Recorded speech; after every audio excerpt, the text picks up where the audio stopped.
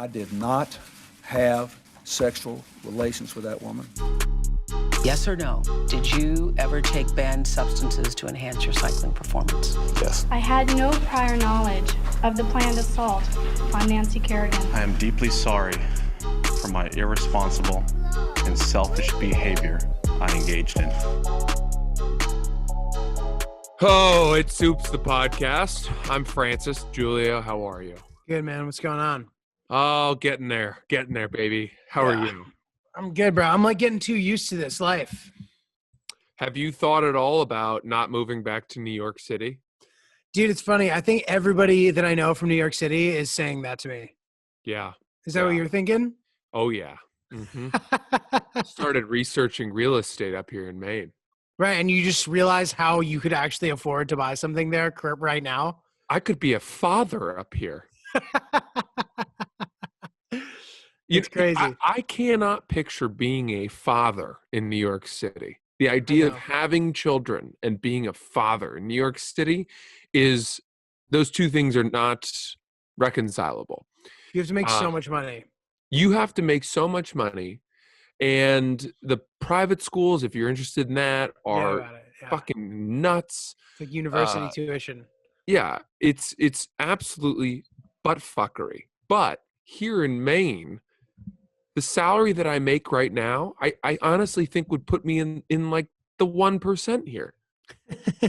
And I'm not making so much. I am barely making rent in New York City, and up here in Maine, I'd be able to buy a home, a real home with fireplaces, a boat, maybe even 2 homes. Dude, I know. It's a crazy thing to think about.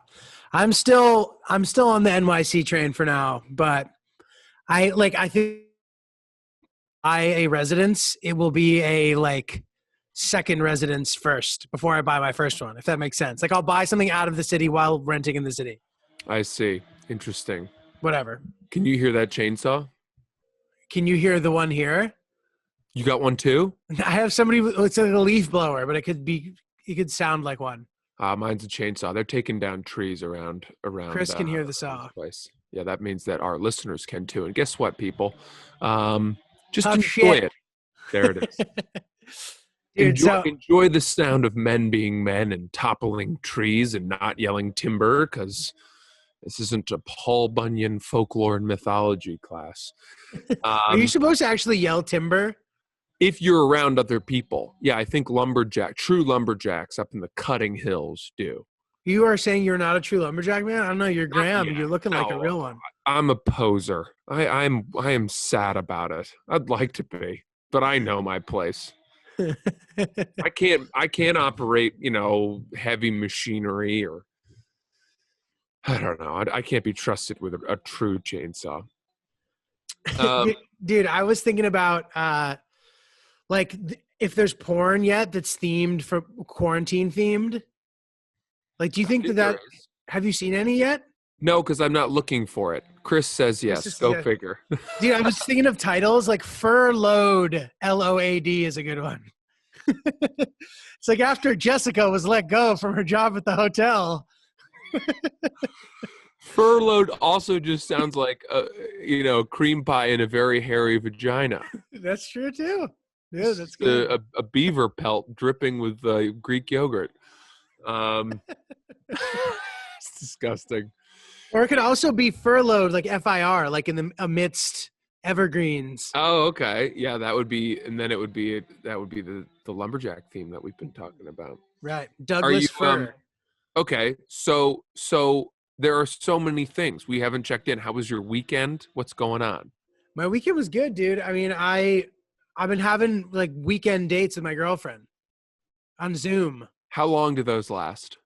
It depends, man. Like I drank too much this week, and I had literally a tequila and a White Claw, and that was too much. I was hammered. What? I know. I didn't drink for like a few months, and now that I'm getting back into it, it's like I get fucked up like right away. You know what I like? I like it when people describe how much liquor they drank by saying I had 4 fingers of tequila or I had 4 fingers of whiskey. What does that mean? It means that if you can put those 4 fingers together, the glass would be that full. Oh, People who say that are have real alcohol problems. are they old? I don't know. They can be different ages, I think. That reminded me. That reminds me of something. Talk to me. So I think it would be really interesting to get a boarding school student on our podcast. Let's do it. Like boarding school to me is the most fascinating, insane, also like exclusively WASP thing that I've ever encountered. I mean, look, I think it has a reputation as being super waspy, but I remember I went and looked at some of these boarding schools, Phillips Exeter, Phillips Andover, the traditional WASP strongholds. Right.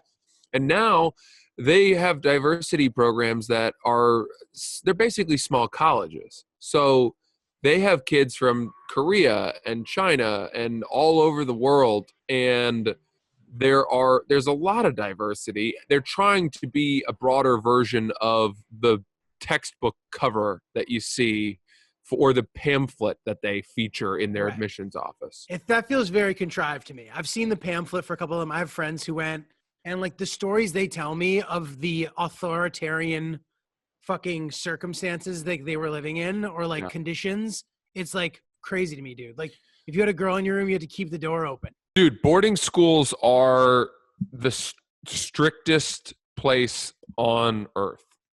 But they have to be, because these kids are 16, 15, 14 years old, and they're living under the guidance of, whoever the teachers at the school. Who lives on the fucking floor. That's weird, dude. Well, yeah, but is it weird that the teachers do that? Everything about it's weird to me. I think it's set up for failure as far as like the minds of these young men and women who go. Like I know so many kids who've gotten kicked out who like never really recovered from it. Like you can tell that their swag never recovered because they smoked pot in boarding school and got kicked out of school and had to pay still. It's like crazy to me, dude. I agree. And I know a lot of people that also have been kicked out of boarding school. It's definitely a one-strike policy at a lot of these places. The moment you're caught, you're done. Dude, I tutored a kid, no joke. This kid, wonderful kid, smart. He went to Taft, okay, which is one of the top. Yeah. This is the stories that I'm telling you right now are from someone who went to Taft, by the way. No, you're not going to believe this, okay? This kid went to Taft, and it was his senior year, the night before graduation. The night before graduation, he's in at his top choice college, very good school, and he's, I guess, sitting in like a common area or something, and they had like a couple Gatorade bottles that had vodka in them, and one of the resident deans or something or whatever they are came in and smelled the liquor, even though by that point I think the bottles were like empty, and the kids got expelled. Oh my God. That is horrible. Within spitting distance of graduation. And then he got his admission revoked to his university. Savage, dude. And kind of I think he either had to take a gap year or to then like reapply to schools, or he ended up reaching out to like one of his safeties and went there. Oh my God. I mean, look, there's two ways to look at this. It's like, all right, wow, the school really came down hard and clearly made an example, right? But the other hand is like, you knew the policy, you were very familiar with it all that time. You're telling me you couldn't have held out for fucking one more day for that celebratory drink? They're children, bro. They're children. Like, you know what I mean? What about your weed story? Should you have been expected to email Harvard saying, you know what I mean? Okay, but my weed story, it's entirely possible, if not likely, knowing myself, that if I'm at boarding school, I'm not smoking weed. Fair enough. One of the reasons I was smoking weed was because I was at public school and I was like, this place is fucking anarchy. You can do anything you want. Kids fucking in the locker room in the middle of the day. Very accurate. Kids are having babies. That's not happening at St. Paul's on the polo team. There are no squash players that are getting pregnant at 15. You know what I mean? That's funny, not man. how it works. That's very funny.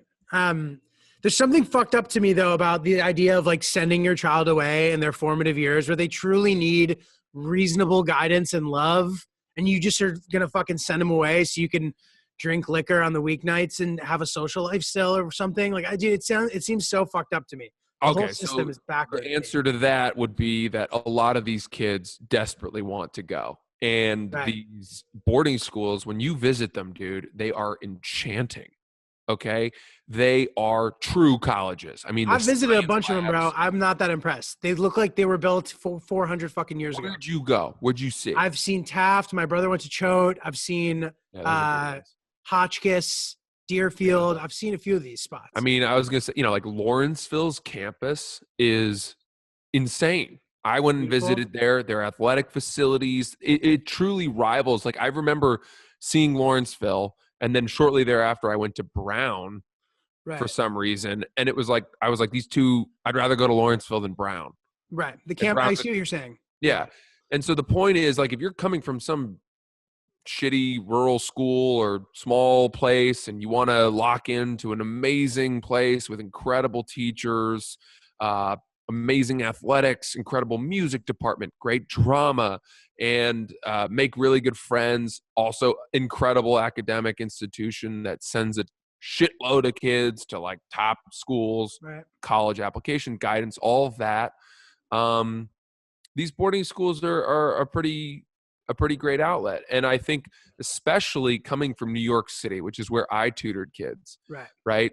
That was my biggest moneymaker, was eighth graders who wanted to place out into high school. They've grown up in New York City.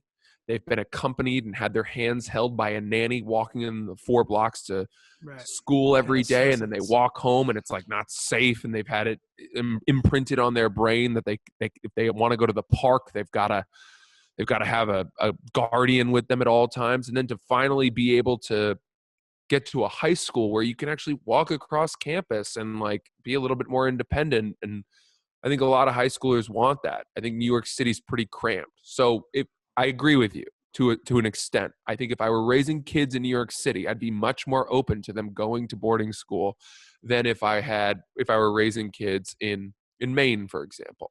Right. So here's I hear what you're saying, but this idea, these kids who go there, they have opportunities up the fucking ass. Going to boarding school isn't something that's going to get them out of some squalid poverty. Like they're all fucking rich kids. Almost. I know you're saying there's a diversity program, whatever. No, you're right. For the most part, yeah. For the most part, they're rich kids who they have the same opportunities going to school in the city, theoretically. I understand the keeping them out of trouble argument. I know these city kids get in a lot of trouble. But like this idea that you need to go and also the thing about them wanting to go, what I've noticed is it's like their friends are going, so they want to go. I don't know what came first, the chicken or the egg, or their fucking dad and grandfather went and that whole thing. But like, I don't see the appeal at all. It sounds like, and you have some teacher who's pissed about the fact that you're some shithead kid who doesn't care about this amazing education you're getting, who are just looking to fucking expel your fucking ass to make themselves feel better because they're pissed that they live in Watertown, Connecticut. Right. You know what I mean? Well, I mean, it's certainly the case that like, I don't think anybody really looks the other way. But that's also because like these teachers and these hall monitors, they can't make exceptions for one kid. It has to be, super consistent in how they lower the boom. But dude, I mean, to your point, okay, so if you had a kid and your kid begged you to let him or her go to boarding school, would you say no? I would say the same thing to my dad that my dad said to me when I asked if I could go to Catholic school. He said, no fucking way. Whoa, why did you ask if you could go to Catholic school? All right, first of all, this is the other important detail. I was fucking 14 and didn't know shit, dude. Okay. So some of the kids were going, I didn't actually want to go, but some of the kids were going to this Catholic school. My dad had a very negative experience in Catholic school. And was like, there's absolutely no way you guys are going there. But I would say the same shit. I'd be like, I don't want my kid going away. I want to be with my kid while I still have him legally until those rotten kids go off to college and never call.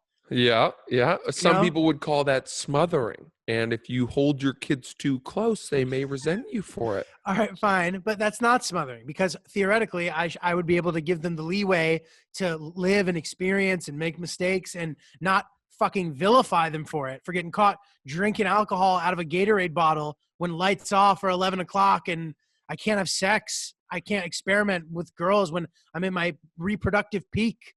Dude, let me tell you something. In high school, the biggest trouble and the things that were the closest to knocking me off a path to success involved sex, alcohol, and drugs. Right. If I had had a little bit more, structure and a more rigid system of discipline, it's possible that I would be on my way to being president of the United States right now. But it's also possible that I'd be at the piano if I had gone to Phillips Andover and my roommate, Song Jong Kim, was practicing for 6 hours a day. And I was like, well, I mean, that's too much, but I can at least do 3. I'd be the best comedian in the world right now. I don't know, dude. I don't know about this. I don't know. I don't know. Wait, what were you just saying? Something about? Oh, dude, but I would argue that it's important to be well balanced, to have balance. You know what I mean? Yeah. Like, if you hadn't touched alcohol or drugs at all, your first week at Cambridge, you might have gotten too fucking wasted and got hit by a car, middle of Davis Square. It's possible. It is true. It is true. And I think maybe, again, I like this argument we're having. And I think that hopefully summers would be a good place for kids to learn their alcohol and drug limits, understand a healthy relationship with substances. I mean, again, not for nothing, a lot of these kids that I knew that went to boarding schools had summer houses in like Hamptons-esque places. Right. But also, and a lot of them end up in rehab too. I wonder about that. So like, I wonder if there's a higher likelihood of ending up with like true substance abuse problems for kids that came out of boarding school versus came out of private day schools. You know what I mean? Like in New York City. Because in my experience, the kids that stayed in New York, and again, I know this is a very specific slice of humanity, but the kids that stayed in New York City through high school, by the time they were juniors, they were going to the meatpacking district on Tuesday nights because they knew some kid who was older who was at NYU whose dad had a black card and never looked at the fucking balance and would just hand it to his kid. And this kid would throw down for a fucking table at Up and Down because everyone heard that like T-Pain was going to be there that night. And like he and 7 high schoolers would go. I had kids that I would tutor on a Wednesday who were hungover at 4 p.m. from going to a nightclub the night before. I know those kids too, man. And it is a crazy thing, but I will say this. I agree with what you're saying. And I think that the theme here is maybe just having the access to trouble like that, because I know a lot of boarding school kids who end up in rehab too. And I don't think that there's any way to argue that it didn't have something to do with living under oppression in your formative years. It's possible. It's possible. But for me, it all comes down to parenting, though. I really do, because I've seen parents in New York who raised kids in, really fancy apartments, who had summer houses in the Hamptons, who sent kids to boarding school, all different mixes, right? And I've seen some of those kids turn out really, really well and be very grounded, strong sense of family, like a healthy relationship with alcohol and drugs, whatever. And I've also seen it go the other way. And I think a lot of it is just like, just as it's the case wherever you are, like how well did the parents instill values and structure and like safety in their kids? Right. And how involved were they in their lives, et cetera. But dude, you know what was crazy about like tutoring those super wealthy Upper East Side kids? Like I was tutoring and trying to fucking be comic, and all of my friends, we talked about this in our last week, all of our friends, like when you first moved to New York, just racking up credit card debt, going to nightclubs, getting in, splitting a table between like 14 people. And occasionally I would like go with them. And I remember talking to some of my students and saying like, you know, yeah, I like to go to PhD, Penthouse of the Dream. And then like this 16-year-old kid would be like, dude, that was so last year. Yeah. That place is That tired, place man. sucks now, The dude. new place is Boom Boom Room. And you'd be like, what?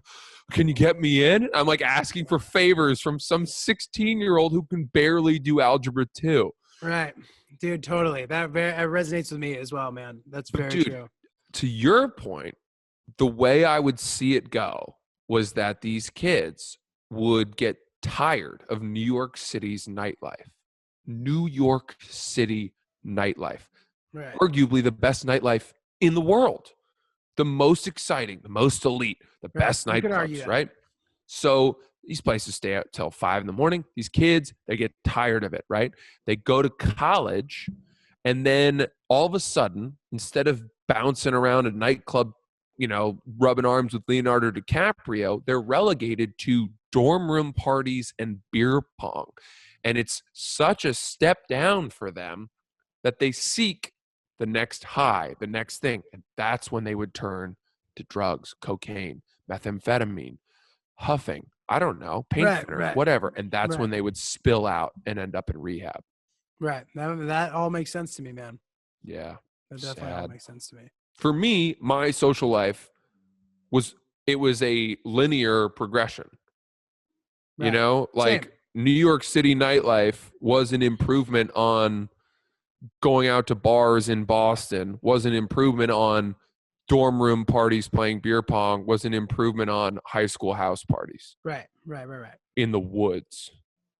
You We know, do. We have a very similar path in a lot of ways. I mean, we both went to school in the Boston area. We both had jobs to make money where we dealt with like these shitty rich kids. Yeah. A lot of them were wonderful kids too. Don't get me wrong. Like True. it was a healthy mix.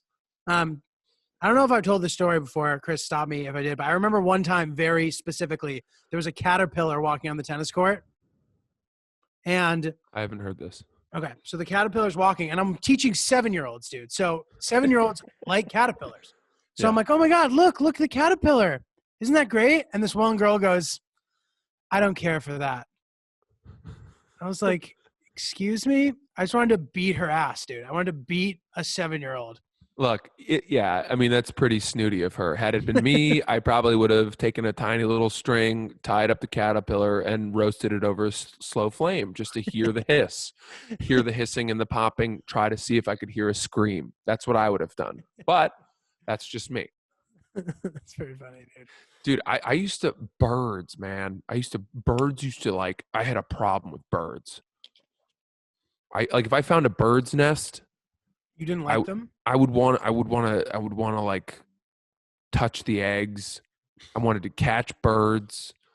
One time we had friends that had a lake house in the Adirondacks, which is like upstate New York. You ever been up there? The Finger Lakes area? What'd you say? The Finger Lakes? I think I have been, but like passing Yeah. through. Is it near like Lake George and stuff? Yes. No. Yeah, that's okay, right. I have, Mhm. yeah. It's nice. It's It is nice. nice. Beautiful. We had a friend that had a house up there, and they had a net, like a net at the end of a rod, that I think was meant for pulling fish out of the water, whatever. But they had these little ducks that would swim through and very close to the dock area, and I would watch them all the time. And it was a mother and a father duck, and then like 8 little ducklings. And one day, I took the net down as the ducks were passing, and I scooped one of the little baby ducks up in the net. And all of a sudden, I had caught a wild animal. And I picked it up in my hands, this adorable little ducklet, and I walked up to where all the parents were having cocktail hour with a cheese board. And I was like, hey, look, I must have been 7 years old. I was like, look what I found. And they were all like, oh my God, no, you can't keep it. You got to put that back. And I was like, what? Nobody wants this? This is awesome. And then they were like, no, take it back. And they like took it and they tried to put it back in the water. And the mother and the father duck would not accept the baby back into the family. They like Wow. nipped at it. And I see that going 2 ways. Either that baby duck grew up to like ride motorcycles and, you know, get a bunch of tattoos, but then started like Tesla, or it died. It probably died pretty quickly because it couldn't feed itself, which is sad. But that was a lesson, you know? It was, dude. I have a. First of all, I love the fact that you called it a ducklet. Ducklet, yep. I've never heard Probably that before. duckling. It's probably duckling. But ducklet's cute, dude. That's Yeah. very nice. Yeah. It's probably what you said when you brought it up. You actually have never recovered from that. You just reverted to your 7-year-old state, being like a ducklet. I Like, know. it's a fucking duckling, Francis. Put it back. I mean, were you ever curious about wild animals? I was Dude, constantly curious. I have a great duck story also. Good. Bring it up. So in Italy, we would spend time in Italy during the summer. And for the longest chunk, we were there for like a minute, for like a few months. My dad was teaching at the university there or something, whatever. So at the town that we lived in, that my much of my family still lives there. What's it called? The town is called Varano. Oh, I've heard of. Oh no, I've heard of Verona. Verona is like a city. Yeah. Varano is near like it's kind of near Milan. It's like Parma is the like big city that's nearby or whatever. Okay. So regardless, there was like a fair, just like a fair like we would have. You know what I mean? Shooting basketball, whatever. Oh yeah. So there was games where you could win animals, real animals, Whoa. like ducks. And the throwing games, Italians don't play throwing sports really. No. So they all suck at it. They're all kind of like doing this. And my dad and my I'm sure it's brother a and I are cute type, over yeah. there just fucking whipping and winning all the games. So we won a couple animals and we won a duck. Wow. And I named him Pino, and we took him home. And one of my aunt, like my great aunt, owns a farm, so we brought the duck to the farm, like naturally, whatever. And then a couple months later, we went back to America, and I checked in on, and my dad had told me, he sat me down, he's like, "Listen, Pino drowned." I'm like, "What do you Oh. mean he drowned? It's a fucking duck. What do you mean he drowned?" I don't know if I believe it to this day, unless they were keeping the duck in captivity or something, and they like drowned that way. I feel like something must have eaten it, or they just drowned it on purpose. Uh-huh. Yeah. He drowned right into a dumpling. Drowned right into some foie gras, you know? Dude, that's funny. They do cook with all that stuff there. They cook a lot of gamey food, like rabbit and shit. Mhm. Like Mhm. it's like mountainous. That's hilarious, though. Speaking of food, what's the best dish that you've had so far in quarantine? Oh man, Best homemade dish. so dude, the people I'm quarantining with, they made hand rolls the other night. What are sushi? Yeah, they bought a bunch of raw fish and like made an omakase that I think the guy was just so psyched that he was good at it that he just offered this to me. He bought everything and prepared it, and I just had to show up. It was really amazing. This is a guy that you're one of your friends. Yes. So is he good? He's done this before. He's made omakase before. He's been playing around with it, and apparently he took a class at boarding school about making. You don't Yeah. find that at Yarmouth High School in fucking Maine, where everyone becomes a dishwasher at the Muddy Rudder. Well-rounded experience. Yeah. But yeah, so that's all my mine. classmates joined the military. Not that there's anything wrong with that. Nobody was rolling up hand rolls Right. of albacore in Right. quarantine. You know They what I were mean? rolling up the American flag properly, Yeah, right. holding it perfectly. I feel like we're gonna get in trouble. Dude, No, here's- sorry, keep going. well, no, well, if you want to tell me about your meal, because then I have a military question for you. Great. What's your best meal of quarantine? The best meal? Well, we had fish tacos last night, Ooh, and everything was pretty much homemade. My girlfriend made an amazing slaw that went along with it. Nice, crunchy cabbage-based slaw, and then we had halibut that was perfectly flaky, really well man. seasoned. Some mango salsa, as well as some other types of salsa, and then a little lime habanero hot sauce and some cheese. It was it's awesome. turning me on, man. But dude, you know what the key ingredient of that was? Instead of using like regular flour tortillas, we used almond flour tortillas. And I think that these healthy workarounds are bullshit and are usually inferior. This was a big improvement on the traditional flour tortilla. I like that a lot. Yeah, so that was a big highlight dish. But otherwise, I mean, she's made so many like all-star meals that, you know, it's tough to see how we're not going to get married at this point. Dude, I have a funny food. Is she over there? You son of a bitch. Dude, I almost fucking drove 150 miles to smack my dad in the head yesterday because he called me. He's like, he was on his way to the store to return cheese. I was like, what are you doing, dude? $4 Finlandia Swiss? You're gonna die, dude.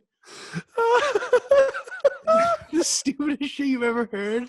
Dude, my parents are doing the same. I mean, that's extreme, but like my parents in one breath will be like, nobody go to the store. If anyone goes, it's one person in, the other person stay in the car, wipe everything down. And then my mom will go daily to the supermarket.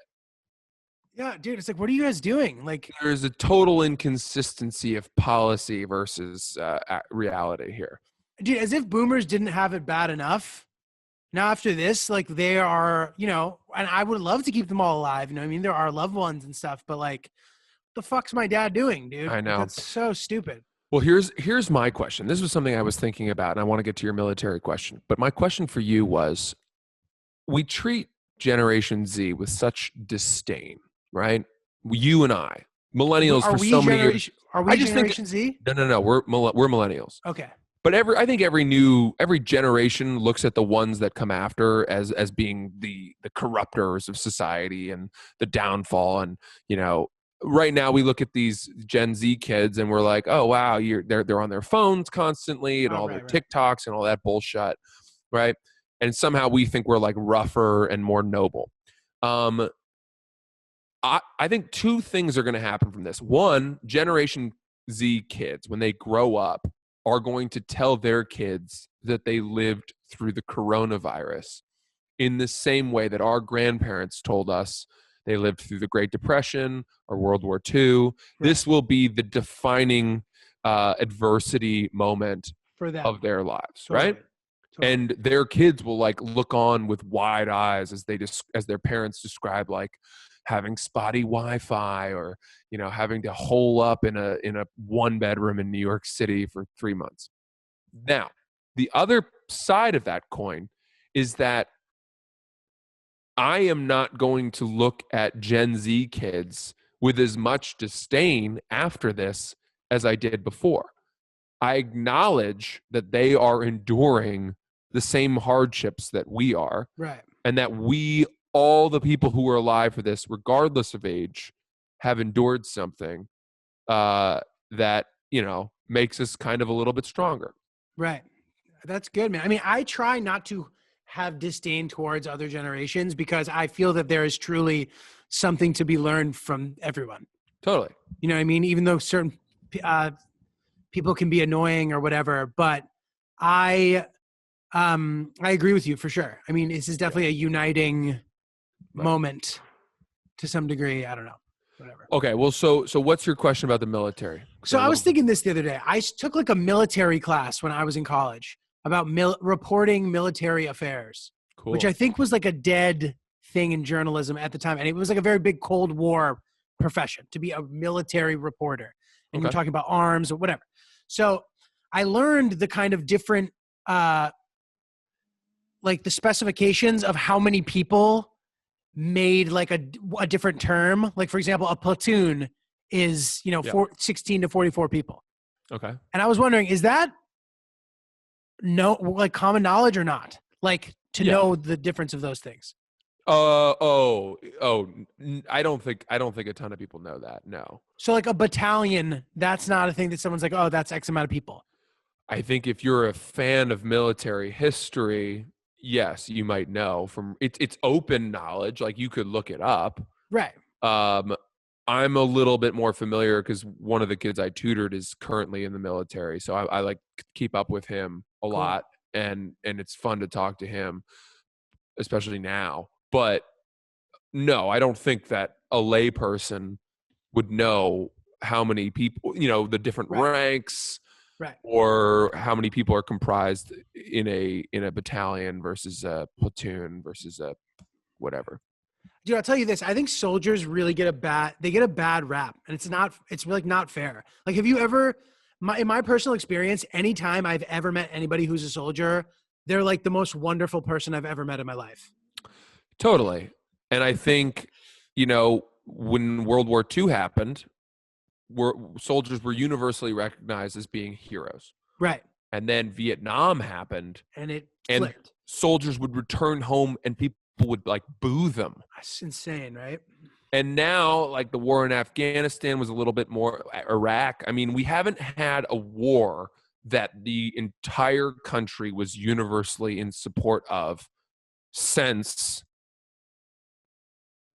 World War II, probably. Right. Yeah. And the Afghanistan Maybe thing Korea? I doesn't don't really know. count. Yeah. Yeah. And I see what you're saying. Afghanistan was until it dragged on for 20 For odd 20 years. Yeah. Look, we're going to pick up the rest of this conversation in the next Oops the Podcast, guys. Unfortunately, we are out of time today. G, any last thoughts?